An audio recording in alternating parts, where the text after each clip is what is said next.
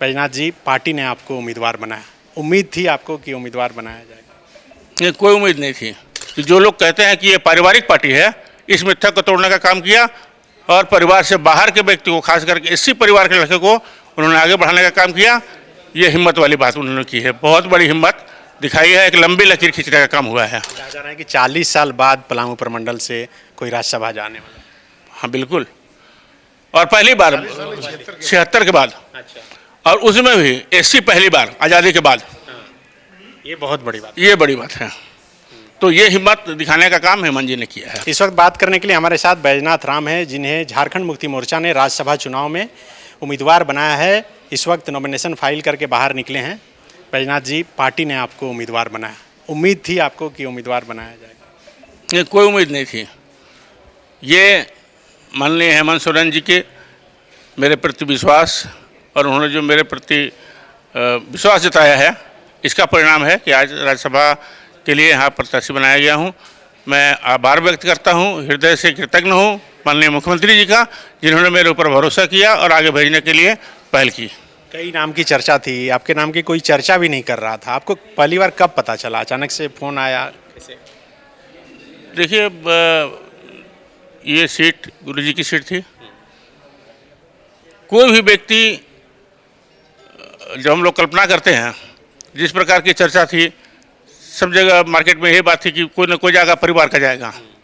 लेकिन एक मिथक को माननीय हेमंत जी ने तोड़ने का काम किया कि जो लोग कहते हैं कि ये पारिवारिक पार्टी है, इस मिथक को तोड़ने का काम किया और परिवार से बाहर के व्यक्ति को, खास करके इसी परिवार के लड़के को उन्होंने आगे बढ़ाने का काम किया।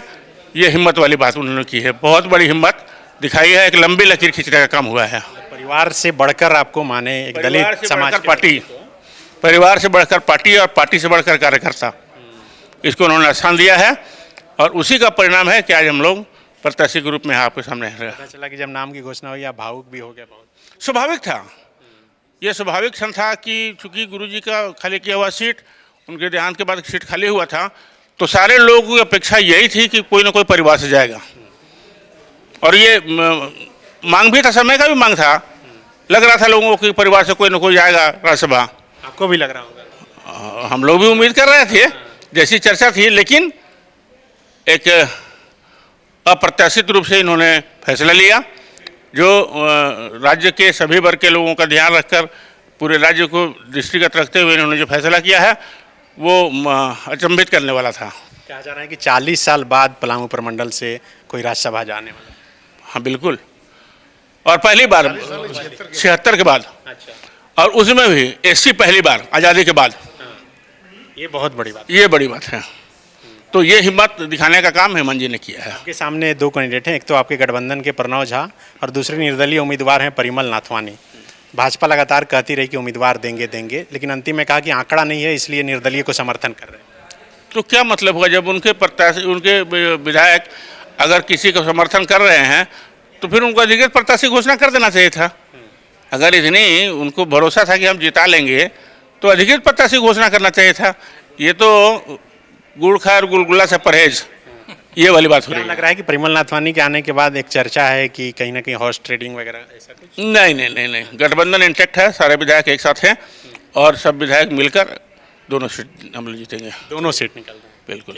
गोल, जहां 27 वर्षों के सफर में 17,000 से भी अधिक छात्रों ने डॉक्टर एवं इंजीनियर बनकर भरे सफलता की ऊंची उड़ान, जहां साधारण छात्र भी झारखंड टॉपर्स बनकर बना रहे इतिहास। दूरदर्शी शिक्षाविद श्री विपिन सिंह के मार्गदर्शन में मेडिकल एवं इंजीनियरिंग के लाखों छात्रों के लिए आशा की किरण के रूप में गोल, नेशंस लीडिंग इंस्टीट्यूट।